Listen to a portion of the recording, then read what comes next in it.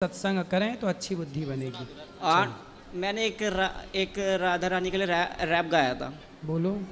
राधा मेरी स्वामिनी मैं राधिका हूँ दास, उन्हीं के सहारे से ये दास ले रहा सास। अधम हूँ मैं पापी हूँ मैं दीनहीन अज्ञानी, बस इतना पता हूँ मैं जैसा भी हूँ राधा रानी का। लेके माला हाथ में खोया राधा नाम में, अश्रु ना के बाकी श्री जी मेरी आँख में। दुखा लिया संसार में बस भक्ति देती सुख, मैं शरणागत हूँ मेरे सारे काम होते खुद। पागल हूँ मैं ऐसा जिसको समझे मुझसे पागल नहीं, जो पागल राधा नाम में उससे बड़ा कोई पागल नहीं। चिंता क्यों करूँगा मेरी स्वामिनी सब देखेगी, मेरा सब कुछ ले लेगी वो मेरा सब कुछ लेके भी। क्या बोले ये नाथ ये है मेरी करार नाथ, लाखों माओ जितना मेरा रखती हुए ख्याल। थैंक यू गुरु जी। मतलब एक प्रश्न ऐसा भी था कि ना, बोलो बोलो कि ना कि शादी कब करनी चाहिए, शादी कब करना चाहिए, आपका कब विचार है? मेरा तो मतलब कोई विचार ही नहीं है। नहीं करोगे क्यों? मतलब आजकल ऐसा हो रहा है कि ड्रम में कोई पैक करके फेंक रहा है उसको, ऐसे कर रहा है। तो डर गए आप? हाँ जी। अभी ना मेरे मौसा जी थे, उन्होंने अपने वहाँ एक लड़की देख रखी थी। अब वो लोग गए तो लड़की 9 साल बड़ी। 9 साल? हाँ। मतलब मेरा ऐसा है कि मैं मतलब बड़ा बिजनेसमैन बनूं। हाँ बड़े बजट में बनो बिल्कुल। मतलब मेरा ऐसा कोई वो नहीं है कि मतलब ऐसे 10-5 हज़ार की नौकरी करूं, क्योंकि भगवान ने हमको बनाया है। अब आपको अलग फिंगर बीट दिया है, मेरे को अलग दिया है, तो कितनी मोहब्बत से उसने हमको बनाया है। सही है, आप भी अच्छा करो। सही है, पीछे ले जाओ। मैं अभी ना 1 मिनट, मैं ना अपने घर से आया हूँ अकेला। चलो अकेले आए हो अच्छा है, लेकिन माँ बाप को सूचना करना कि आप कहाँ हैं, बता देना। अब बोलो। राधे राधे गुरुजी। जी कैसे हो आप? कृपा है। मैं जम्मू कश्मीर से आई हूँ स्पेशली आपको मिलने। अच्छा हाँ जी। बताओ। वो मुझे ना गुरु मंत्र लेना था, तो मुझे ये पूछना है कि क्या आप मुझे गुरु मंत्र दे देंगे? हाँ सुबह 8 बजे। जी सुबह। और आपने जो माताओं के लिए वहाँ पे ऊपर कमरे वगैरह बनाए हुए हैं, वो काफ़ी मुझे अच्छा लगा देख के कि आप इतना नेक काम कर रहे हो। आपने उनको शरण दी है, भगवान की शरण है सबको। नहीं मतलब आपने उनको अपने पास रखा या मतलब उनको सहारा दिया आपने, तो मुझे काफ़ी अच्छा लगा उनको देख के। मैं ऊपर गई थी तो मैंने सब कुछ देखा, मुझे बहुत ही अच्छा लगा देख के। खुश रहिए। तो आप मुझे कब तक मतलब देंगे, कल के परसों? गुरु मंत्र आपको लेना है तो सुबह 8 बजे आप आ जाइएगा। गुरु मंत्र सुबह दिया जाता है। ठीक है गुरुजी। ओके, राधे राधे। खुश रहिए।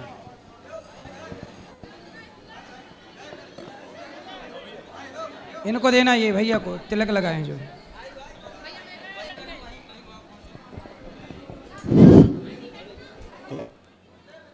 बोलो बोलो बोलो। हाँ बोलो। आई आपकी आवाज, बोलो।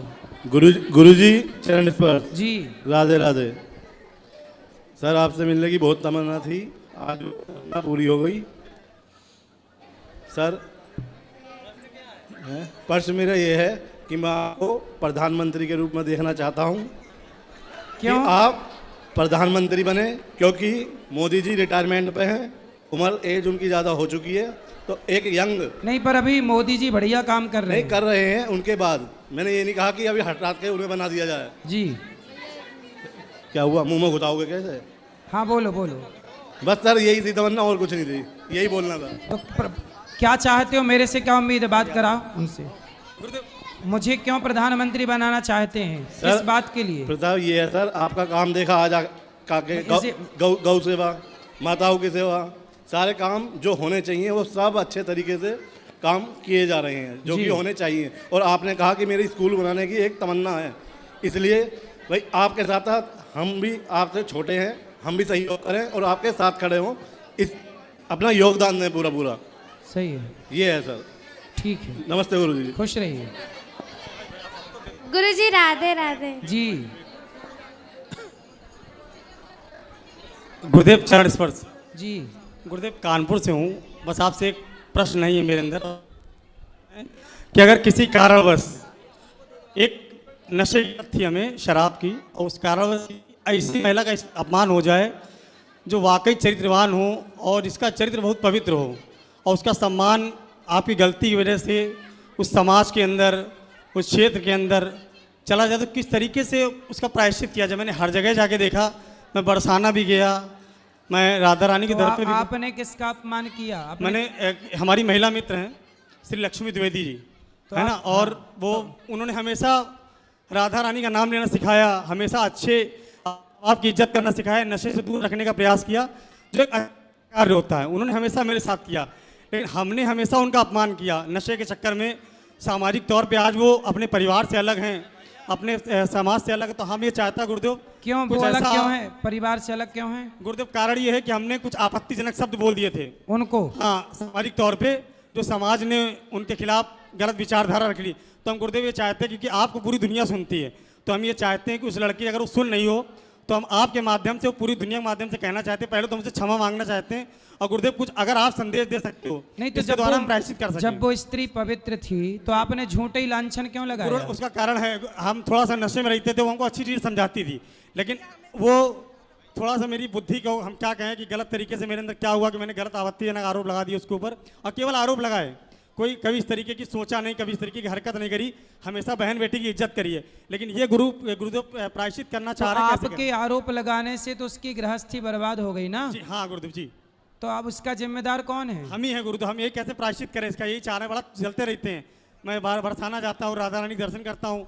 तो उसके पति ने उनको छोड़ दिया? उनके नहीं, साथ में गुरुदेव, वो अपने परिवार के साथ में, लेकिन जो समाज में इज्जत थी उनकी, हाँ, वो आज अपने घर से अलग है, जहाँ रह रही थी, उनकी समाज में जो इज्जत थी वो सब चली गई मेरी वजह से। तो बताइए, जो आपके लिए इतना अच्छा सोच रहा था उसके लिए आपने इतना गलत। गुरुदेव बस इसी बात का प्रायश्चित करना चाह रहे हैं, मेरा कोई प्रश्न नहीं, हम क्या चाह रहे हैं कैसे प्रायश्चित करें। तो आप उनसे माफी मांगिए। गुरुदेव बहुत प्रयास किया मैंने, बहुत प्रयास किया, लेकिन वो हमसे कोई कांटेक्ट नहीं है, किसी तरीके का संपर्क नहीं हो पा रहा। अब हम कैसे प्रायश्चित करें? तो वो आपको मिल नहीं पा रही है? नहीं मिल पा रही गुरुदेव, मैंने बहुत प्रायश्चित किया। तो वो कहाँ चली गई किसी को नहीं पता? नहीं, सब जानकारी है गुरुदेव, लेकिन हम इसलिए नहीं चाहते हैं कि हो सकता है मेरी वजह से उस लड़की को इतना दुख हुआ है, अगर कहीं उन्होंने आत्महत्या कर ली तो हम जीवन का आरोप नहीं झेल पाएंगे, इसलिए हम जाते नहीं, पता है कहाँ रहती हैं, लेकिन डर लगता है कि इतना आरोप उन्होंने समाज में झेल लिया है कि अगर मैंने कुछ गलत बोल दिया और तो हो सकता है उनके साथ कुछ गलत ना हो जाए, इसलिए डर के पीछे नहीं जाता हूँ। अब गुरुदेव प्रायश्चित कैसे करा जाए? देखो, अब क्या प्रायश्चित, किसी की इज्जत उतार दो, किसी की इज्जत से खेल लो, इसका क्या प्रायश्चित है भाई? ए भैया, काहे तुम हाथ लगा रहे हो आगे? वही गुरुदेव, कैसे क्या करें आप बताइए, कोई रास्ता नहीं दिख रहा मुझे। एक ही रास्ता दिखा, प्रेमानंद महाराज जी कहते हैं जब कोई परिस्थिति तुम्हारी विकट हो और तुम्हारे अनुकूल ना हो तो एक मंत्र जपना चाहिए, श्री कृष्णाय वासुदेवाय हर है परमात्मा ने पढ़ता क्लेशनाशाय गोविंदाय नमो नमः। मैं उसका निरंतर जाप कर रहा हूँ। ठीक है भगवान, ऐसा लेकिन अब है, इसका प्रायश्चित आप ना कैसे एक बार उनके पति से मिलो जी, और उनके पति से मिलके उनके सामने माफी मांगो कि मैं गलत था, आपकी पत्नी सही थी, मैं नशे में, मैंने अपने स्वार्थ के कारण उस महिला के चरित्र पर उंगलियां उठाई। गुरुदेव एक विनती और है आपसे। देखो, माता सीता पर भी लोगों ने लांछन लगाया। गुरुदेव एक विनती और है, सुनिए, समाज तो देखो लांछन लगा देती है, लेकिन उस लांछन लगाने का परिणाम क्या है? सदा सदा के लिए राम जी सीता से अलग हो गए गुरुदेव। समाज के कारण, जी, समाज के आरोप के कारण जब लवकुश का जन्म हुआ तो उनके पास उनके पिता नहीं थे। एक बेटा जब जन्म लेता है तो उसके पास उसके पिता का होना कितना जरूरी होता है, लेकिन सीता माँ के बेटे प्रकट हुए लवकुश, तब राम नहीं थे। किसके कारण? समाज के आरोप के कारण। एक विनती आपसे केवल इतनी है, अगर आपने मंच के माध्यम से, क्योंकि आपके मंच को पूरा दुनिया सुनती है, मेरा कानपुर तो भविष्य अच्छे से सुनता है आपको, मेरी दादी सुनती है, मेरी माँ सुनती है, मेरा परिवार सुनता है और उनके लड़की के परिवार वाले सुनते हैं। एक केवल आपसे आग्रह है और बड़ी आस लेके आया हूँ, अगर आप एक बार कह दोगे गुरुदेव, क्या कहना है बताओ? गुरुदेव केवल इतना बोल दीजिए कि हमसे अपराध हो गया, मैं प्रायश्चित करना चाहता हूँ, बस मुझसे अपराध हो गया इस बात। चलिए, आप भगवान का नाम जपिए और आप गिरिराज जी की परिक्रमा लगाइए। यदि आप प्रायश्चित करना चाहते हैं तो गिरिराज जी की आप 11 परिक्रमा लगाइएगा, ठीक है? और हर परिक्रमा में आप श्री कृष्ण गोविंद हरे मुरारी हे नाथ नारायण वासुदेव केवल ये कीर्तन करते हुए। धन्यवाद गुरु जी। और बाकी भगवान करें कि वो लड़की जिनके लिए आपने लांछन लगाया वो शायद मेरी बात सुने। तो समाज को मैं ये बात कहना चाहता हूँ कि किसी के कहने से किसी का चरित्र बिगड़ नहीं जाता। कोई कितना भी आरोप लगाए, लेकिन आरोप बिना सिद्ध हुए आप किसी पर लांछन ना लगाइए। आरोप तो कोई किसी पर भी लगा सकता है, आरोप तो सीता माता पर भी लगे, लेकिन सिद्ध थोड़ी हुआ। तो आरोप लगा देने के बाद आप उसे बदनाम करें, आप उसे परेशान करें, ये गलत है। पहले सिद्ध हो जाने दीजिए, थोड़ा सब्र रखिए, सिद्ध हो जाने दीजिए, फिर बोलिए, मुंह खोलिए। लोगों को ना मुंह खोलना है, बोलना है, कुछ भी बोलना है। आपके बोलने से कितने, अभी मैंने एक लड़के के बारे में सुना, वो मेकअप करता था लड़का, उसको इतना परेशान किया लोगों ने कि बेचारे ने आत्महत्या कर ली, समाज के दबाव के कारण। एक पिता अपनी बेटी की कमाई खाता है, समाज ने ऐसा बोला तो उस बाप ने अपनी बेटी को गोली मार दी। लोगों ने तो बोल के अपना घर में जाके खा पी के सो गए, लेकिन जिसके लिए आप बोल रहे हैं उस पर क्या गुजर रही होगी, क्या वो सो पा रहा होगा, क्या वो खा पा रहा होगा। ये आप इसलिए कहते हैं बोलने के पहले सोचा करो कि किसको क्या बोलते हो, क्यों बोलना है, क्यों किसी के चरित्र पर उंगली उठानी है और लांछन लगाना है। अपना अपना चरित्र सुधारो, किसी पर आरोप ना लगाओ। जी गुरुजी राधे राधे। जी गुरुजी राधे राधे। राधे राधे। हम मम्मी पापा पहली बार आए हैं, मम्मी पापा आए हैं, हमारी दीदी आई हैं और मम्मी ऊपर हैं। बहुत देर से दर्शन हो पाए आपके। खुश रहिए। और आपके हम ये सेवा देखते हैं, बहुत अच्छी लगती है हमारे लिए। लो आप। Hello hello. हमारे लड़का की शादी नहीं हो रही गुरुजी, उसको उपाय बताओ कछु। कितो बड़ो तुम्हारा लड़का? हमारे लड़का, हमारे बच्चा की शादी नहीं हो रही, अरे उसको उपाय बता दो कछु। कितनो बड़ो है तुम्हारा लड़का? जो ही लड़का आए का? पवन कुमार है नाम। का कितने साल के हो गए तुम? 45 के हो गए। अब काहे करना शादी? अब तो भगवान भजन बढ़िया है। तो काहे नहीं हुई अभी तक? हुई नहीं? अभी नहीं, 4 भाई हैं, 3 की हो गई। तो आपकी काहे नहीं हुई? अरे अब हो जाएगी, कोई दिक्कत नहीं है। हम तो खुश हैं। तो अभी भी उम्मीद है कि हो जाएगी? नहीं, जीवन में खुश है ना, हो चाहे ना हो, हम तो खुश हैं। पापा को चिंता है। नहीं तो आपकी क्यों नहीं हुई शादी? क्या मालूम, भगवान की कोई इच्छा लड़की है। पसंद नहीं आई? जल्दी- कोई जल्दी- ऑफर आता है लड़कियों की तरफ से? हैं? आता है, कोई ऑफर आता है? ऑफर अभी नहीं आया। नहीं आया? ठीक है, हम तो खुश हैं बहुत। तो क्या करते हो? पैसे वैसे कमाते हो? हाँ। कितना? बिजनेस करते हैं, बिजनेस। कितना कमाते हो? 10-20 हजार। कैसा बिजनेस है 20,000 कमा पाते हो? हैं? अब आपकी कृपा होगी अगर वहाँ के बिहार थोड़ा की- बढ़ाओ, बढ़ाओ, पैसे कमाओ, मस्त पैसे कमाओगे तो ब्याह तो 50 साल बाद भी हो आपके जाएगा। यहाँ बहुत अच्छा लगा यहाँ। और आपकी जो सेवा है, हम आपकी तारीफ करने लायक नहीं है। चलो भगवान करे आपका विवाह हो जाए। अब देखो, राधे कृष्ण की ऐसी कृपा। हो जाए, भगवान करे। बहुत अच्छा लगा, पहली बार आए यहाँ। आते रहा करो। गुरुजी राधे राधे। बोलो। मेरे आदमी बहुत पीते हैं, बहुत गाली गुप्ता देते हैं। कहाँ हैं? यही पीछे हैं। बात कराओ आदमी से। खड़े हैं, ये आ रहे हैं टोपी वाले। टोपी वाले भैया आओ हाँ जरा। भैया, गुरुजी बहुत गाली देते हैं। टोपी वाले भैया बहुत अच्छे हैं, बात कराओ। चलो। गुरुजी बहुत गाली देते हैं, दारू भी पीते हैं। अच्छा, राधे कराओ। राधे गुरुजी। क्यों? काहे गाली देते हो पत्नी को? नहीं, गाली तो कभी काल देते हैं गुरुजी। तो आपकी पत्नी भी आपको गाली देती है? नहीं, वो नहीं देते हैं। तो आपको देने का अधिकार, ये गाली देने का अधिकार आपको किसने दिया कि पत्नी को आप डांटो, वो पत्नी गुस्सा को में आप हो जब जा- मन करे गुस्सा मार में दो? हो जाता है गुरुजी। हैं? तो मतलब पत्नी को क्यों उससे प्रताड़ित करना है भाई? क्यों उसे डांटना है? क्यों उसे गालियां देना है? क्या उसके जीवन नहीं है, प्राण नहीं है, जिंदगी नहीं है? उसे दर्द नहीं होता है? होता उसे होगा तो। कष्ट नहीं होता? आपको कोई गाली देता है, कैसे लगता है? मजा अच्छा- आता है? नहीं अच्छा लगेगा गुरुजी। आपको कोई गाली दे मजा आता है? नहीं आता है। तो फिर काहे पत्नी को गाली देते हो? अब नहीं देंगे गुरुजी। सही? सही। शराब पीते हो? हाँ गुरुजी, दोनों टाइम पीते हैं, झूठ बोलते हैं। बात कराओ। शराब पीते हो? पीते हैं गुरुजी। क्यों पीते हो? कभी काल पीते हैं गुरुजी। बेटा है? अभी नहीं, अभी तो शादी हुआ है, 2-3 साल हुआ। तो शादी हुआ और शादी हुई और शराब पीना स्टार्ट कर दिए। कल आपको बच्चा होगा जब भी, जी तो गुरुजी। उस बेटे को भी शराब पिलाओगे? नहीं पिलाऊंगी। क्यों? पिलाया करो थोड़ी थोड़ी। आप शराब पी रहे हो तो आपका बच्चा शराब पिएगा कि नहीं? नहीं पिएगा। तो फिर आप क्यों पी रहे हो? ओ गुरुजी, मेरा काम ही वही है, एशियन पेंट का काम है हमारा, केमिकल का। तो एशियन कंपनी की शराब पीते हो? नहीं, वो मेरा केमिकल काम ही है। अच्छा, जी तो केमिकल का काम है तो एशियन पेंट पोतते हो घरों में, जी। तो शराब से क्या मतलब उसका? वो सब फेफड़े में केमिकल जाता है गुरुजी। अच्छा, तो फेफड़े में केमिकल जाता है तो उसे शराब ही साफ करती है? कभी काल करते हैं गुरुजी। मतलब पानी पियोगे तो फेफड़े साफ नहीं होंगे, योग करोगे तो फेफड़े साफ नहीं होंगे, भस्त्रिका कपालभाति प्राणायाम करोगे तो फेफड़े साफ नहीं होंगे, शराब पियोगे तो फेफड़े साफ होंगे। कहाँ से रिसर्च लाए हो ये वाली? तो कोई उपाय बता दीजिए गुरुजी।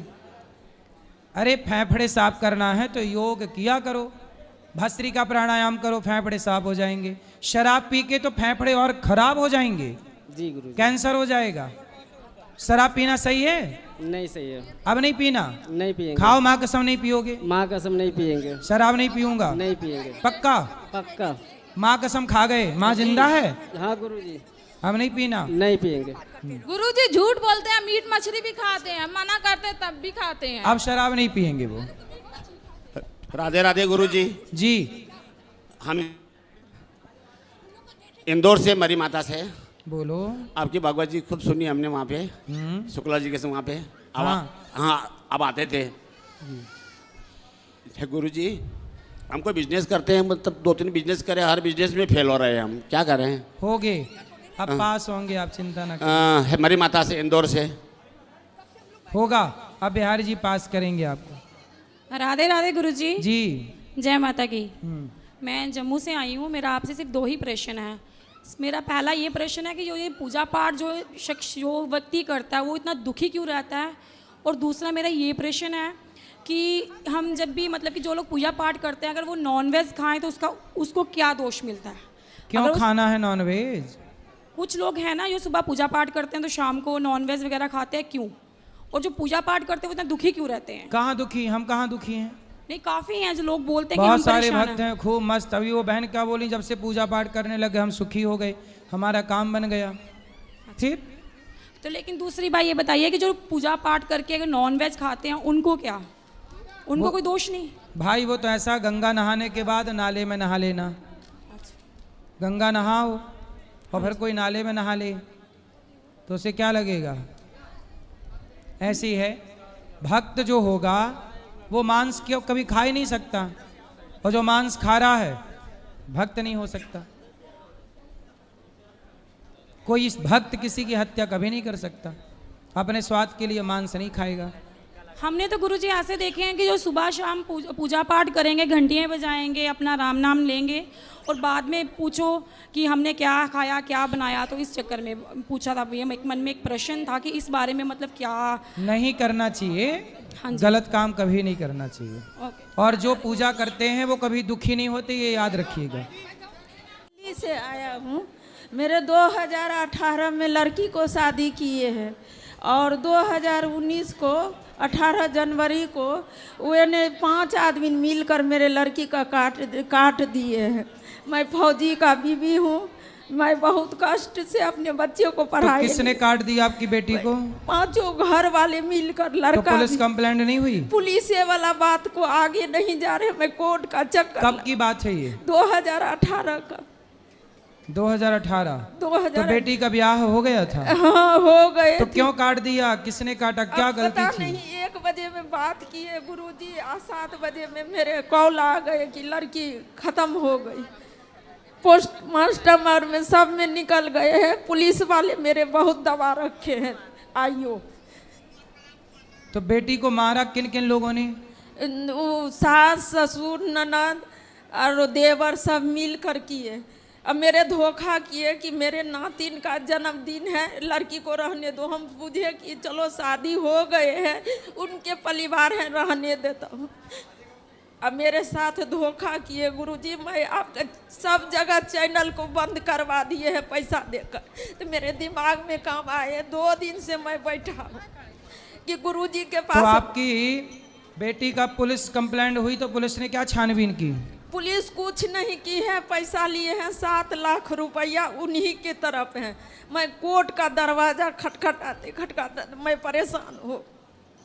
मैं सोचे गुरुजी के पास जाऊंगा, उस चैनल पर सब देखेंगे।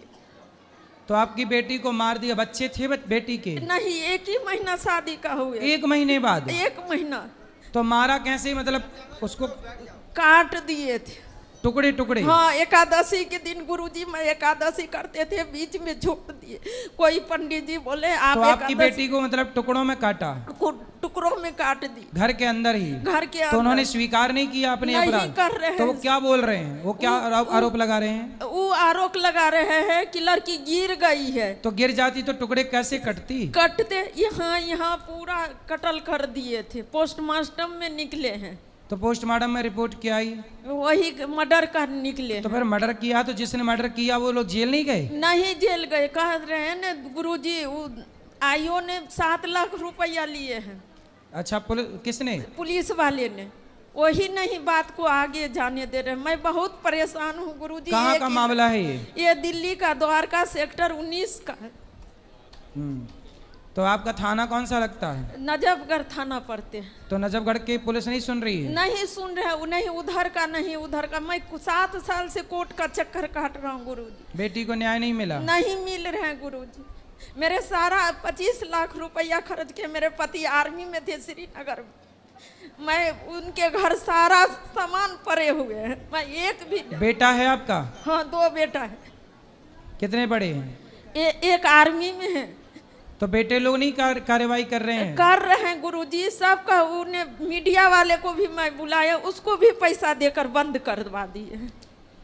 तब मेरे दिमाग में आए कि नहीं, मैं आप वृंदावन जाकर आपका भागवत सुनता हूँ, मेरे